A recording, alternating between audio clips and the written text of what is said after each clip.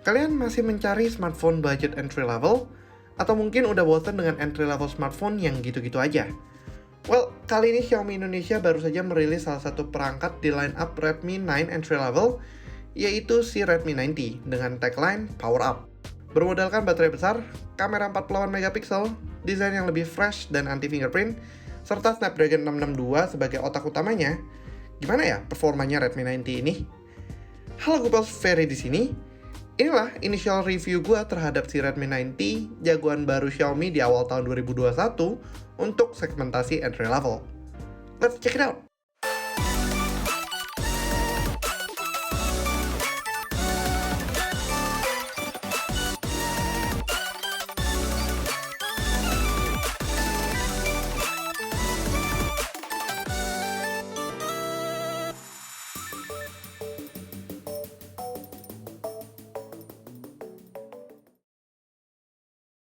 Sebelumnya perlu kalian ketahui bahwa review unit kali ini adalah pre-production unit, yang mungkin bisa berbeda sedikit dengan yang nantinya akan resmi dijual di Indonesia. Namun, as far as I can tell, jeruannya seharusnya tidak terlalu berbeda. With that out of the way, yuk kita unboxing dulu si Redmi 90-nya. Di dalam boxnya, kalian akan mendapatkan perlengkapan standar seperti SIM ejector, buku panduan, buku garansi, dan tentunya softcase. Softcase yang dimilikinya memiliki finish agak doff sehingga seharusnya cukup resisten terhadap fingerprint. Lalu kita bertemu dengan smartphone-nya sendiri yang akan kita bahas nanti. Selain itu ada kelengkapan lainnya seperti charging-nya, yaitu ada batok charger-nya, yang merupakan fast charger terbaru dari Xiaomi yang dibekali dengan kemampuan up to 22,5 watt. Lalu untuk kabelnya sendiri sudah USB Type-C, tapi memang masih Type-C ke Type-A. Dengan charging set ini, Redmi 90 sekarang telah dibekali oleh 18 watt fast charging.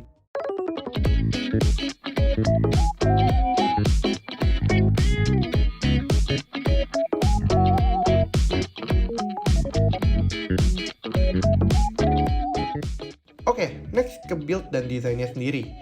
Redmi 90 menjadi smartphone terbaru dalam line-up Redmi 9 series dengan desain yang bisa dibilang cukup berbeda dan cukup unik. Back panelnya dilapisi oleh polycarbonate yang memiliki gradasi saat terkena cahaya. Selain itu, back panelnya juga memiliki texture yang membuat gripnya sedikit lebih oke, serta lebih tahan terhadap fingerprint smudges. Logo Redmi-nya memiliki sedikit emboss di sudut kiri bawah, dan yang cukup menarik adalah frame dari kameranya. Jadi kita lihat sekilas, sebenarnya penampakan dari frame kameranya ini sebenarnya cukup menyerupai flagship era 2019-2018, yang membuat smartphone ini memiliki tampang belakang yang sedikit lebih premium. Oh ya, kameranya kali ini merupakan quad camera yang sedikit mendapatkan buff, tapi itu nanti dulu ya. Di pinggirnya ada power button yang juga berfungsi sebagai fingerprint sensor, ditemani oleh volume rockernya juga. Gue selalu suka dengan approach di mana power buttonnya ini sebenarnya berfungsi juga sebagai fingerprint sensor. Di Redmi 90 untuk fingerprint sensornya sendiri cukup oke dan juga cukup cepat mengenal sidik jari kita. Untuk mengunlock smartphone kalian bisa memanfaatkan jempol ataupun jari telunjuk kalian untuk mengakses unlock yang lebih mudah melalui power buttonnya ini.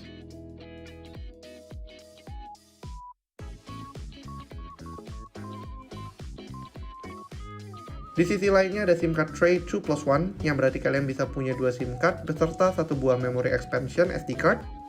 Lalu di bawahnya ada microphone, USB Type-C charging port, super nice, dan juga speaker. Di atasnya ada 3,5 mm headphone jack, air blaster, dan juga ini speaker. Yaps, Redmi 90 mengusung stereo speaker. Also more on that later. Beralih ke layar depannya, Redmi 90 memiliki layar seluas 6,53 inci Full HD Plus dengan refresh rate standar 60Hz dan 83,4% screen to body ratio. Selain itu, layarnya juga masih mengusung dot drop display, sehingga kamera depannya berada dalam seperti titik air di bagian atas dari displaynya sendiri. So far, dalam quick experience ini, layarnya sih sebenarnya cukup oke, but I guess I should discuss more about it in the full review. Cara spesifikasi, posisinya seharusnya somewhere in between Redmi 9 dengan Redmi Note 9, di mana dia dibekali oleh Snapdragon 662, RAM 6GB, serta internal storage yang cukup besar yaitu 128GB yang memberikan angin segar karena berarti kalian memiliki storage yang cukup luas untuk sebuah smartphone entry level. Dalam first testnya gue memakai si Redmi 90 ini untuk penggunaan biasa seperti browsing, nonton video, dan juga light gaming session. Redmi 90 memberikan performa yang bisa dibilang cukup oke. Should we test it untuk menjalankan Genshin Impact? Minta sebanyak-banyaknya ya di kolom komentar di bawah biar langsung gue gaskan ngetes game terberat di ranah smartphone saat ini. Atau kalian punya ide game lain yang kudu gue tes? Drop aja di kolom komentar di bawah, you both. Untuk di urusan software, Redmi 9T ini merupakan versi global, mungkin jadi ada sedikit perbedaan di MIUI 12-nya.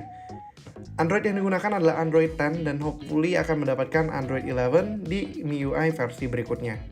Walau demikian, di versi global ini MIUI 12-nya masih cukup stabil, belum ada bug atau apapun yang gue temukan saat ini. Tapi mungkin akan gue coba tes lebih lanjut nanti di full review ya.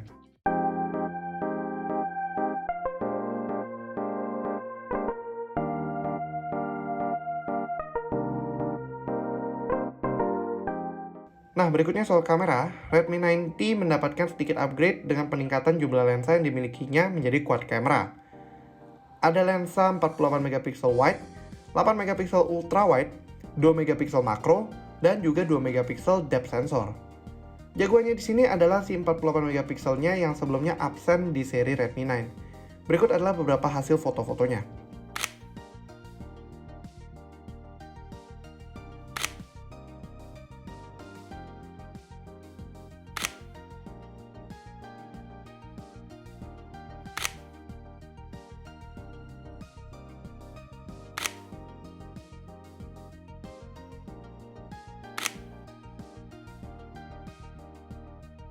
Di urusan selfie, Redmi 9T memiliki 8 megapiksel selfie camera dengan bukaan f2.05. Berikut adalah beberapa contoh dari selfie kameranya yang dipakai sama Feli.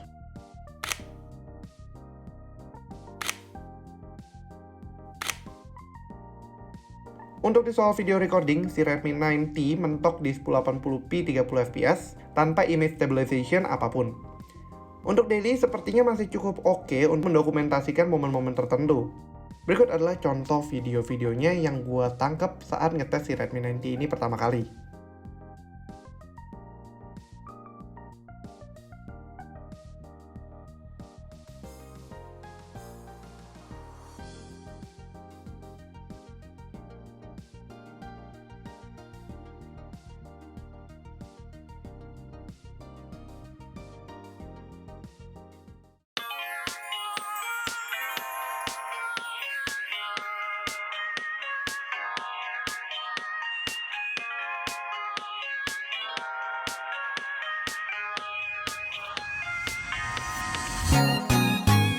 Nah, sekarang ada dua hal yang akan gue bahas terpisah, karena to be honest aja, ini adalah dua hal yang bikin gue cukup terkejut dari si Redmi 9T ini. Yang pertama adalah yang gue udah sebut sebelumnya, yaitu stereo speaker. Fitur ini biasanya masih available cuman di smartphone flagship. Stereo speaker di ranah mid-ranger pun sebenarnya masih agak cukup jarang ditemukan, namun Redmi 9T sebagai entry level malah sudah punya. Kualitas audio yang dimilikinya bisa dibilang masih cukup oke dan bisa mengeluarkan suara yang cukup solid walaupun di area open space seperti tempat gue lagi melakukan first review ini. Berikut adalah contohnya.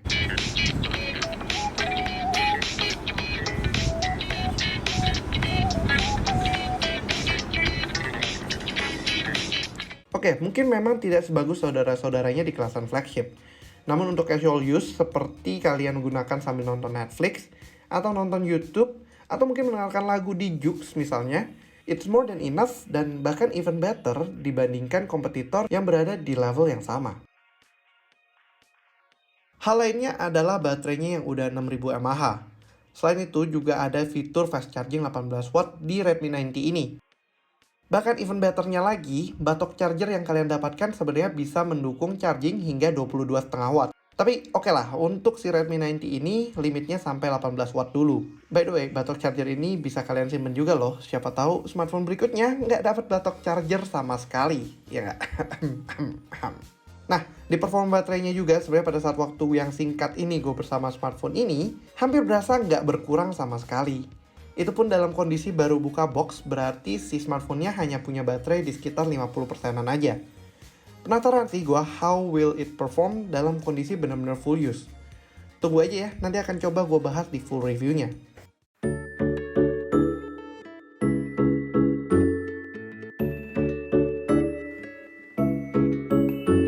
All in all, smartphone ini adalah salah satu entry level yang cukup solid. Untuk soal harga, kalian bisa lihat di judul dan juga nonton di launch event-nya. Karena sayangnya pada saat pembuatan initial review ini, gue sendiri juga masih belum dikasih tahu berapa harganya. Jika harganya berada mirip dengan Poco M3, well, ini bisa menjadi opsi lain dari Poco M3 kalau kalian kesulitan mendapatkan stok dari Poco M3-nya. Buat kalian yang masih butuh smartphone untuk sekolah daring, atau lagi butuh pengganti smartphone kalian namun tidak ingin merogoh kocek terlalu dalam, Redmi 9T bisa dibilang menjadi salah satu pilihan yang cukup oke. Tapi ternyata kalian sebenarnya butuh buat multimedia. Well, no problem, karena ini juga masih sama. Gue cukup merekomendasikannya karena kalian mendapatkan display Full HD dan juga udah punya Widefine L1. Nah, Widefine L1 ini dapat membuat kalian menonton film Netflix ataupun YouTube misalnya dengan resolusi yang lebih tinggi di 1080p Full HD. Selain itu, kalian juga mendapatkan stereo speaker yang cukup mantap, dan mungkin 48 megapiksel kameranya akan membuat hasil fotografi kalian ikutan power up juga. By the way, smartphone ini akan dirilis bersamaan dengan video ini rilis di tanggal 22 Februari, dan link pembelian kalian akan bisa temukan di kolom deskripsi di bawah ya Googles.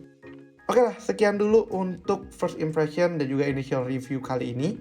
Kalau kalian suka videonya, jangan lupa untuk like, share, dan yang belum subscribe langsung aja klik tombol subscribe di bawah dan aktifkan lonceng notifikasi biar kalian gak ketinggalan sama video kita berikutnya. Thanks for watching and as always stay safe, stay healthy, and have a nice day. Ferry signing out. Bye bye.